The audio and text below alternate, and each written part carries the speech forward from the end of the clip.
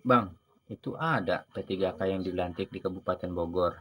Katanya P3K sampai saat ini tahapannya masih penetapan NIP. Oke, jadi gini ya. Betul memang di tanggal 2 Oktober 2025 ada pegawai P3K yang dilantik di Kabupaten Bogor. Namun gini, saya ceritakan dari awal.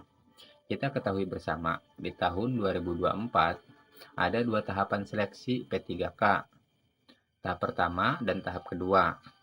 Untuk tahap pertama, mereka pegawai honorer yang sudah terdata pada pangkalan database BKN. Dan yang tahap kedua, mereka pegawai honorer yang sudah mengabdi pada instansi pemerintah, tapi tidak terdata pada pangkalan database BKN. Pada seleksi tahap pertama, pesertanya merebutkan formasi-formasi yang ada di instansi-instansinya masing-masing. Dan yang lulus, mereka langsung menempati formasi tersebut. Akan tetapi, ada beberapa formasi nih yang tidak diambil oleh peserta tahap pertama. Makanya, di tahap kedua, untuk yang lulus itu adalah yang mendapatkan kekosongan formasi yang tidak diambil oleh peserta seleksi tahap pertama. Dan jumlahnya hanya sebanyak 247 formasi. Nah, itulah yang dilantik kemarin. Pada tanggal 2 Oktober 2025, dilantiklah sebanyak 247 P3K tahap kedua. Dan untuk prosesnya yang masih sampai saat ini penetapan NIP, mereka adalah P3K paruh waktu.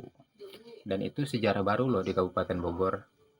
Baru kali ini Bupati Bogor yakni Bapak Rudi Susmanto didampingi oleh Bapak Wakil Bupati yakni Bapak Ade Ruhandi melantik secara bersama-sama antara pegawai eselon 3 dan eselon 4, pegawai P3K tahap kedua, dan pegawai CPNS yang menjadi PNS. Mereka dilantik secara bersama-sama di waktu dan tempat yang sama. Seperti yang kita ketahui, biasanya pelantikan itu hanya contohnya pegawai eselon. Ya, pesertanya hanya pegawai eselon saja atau pegawai P3K seperti yang awal tahun 2025 kemarin. Hanya pesertanya P3K.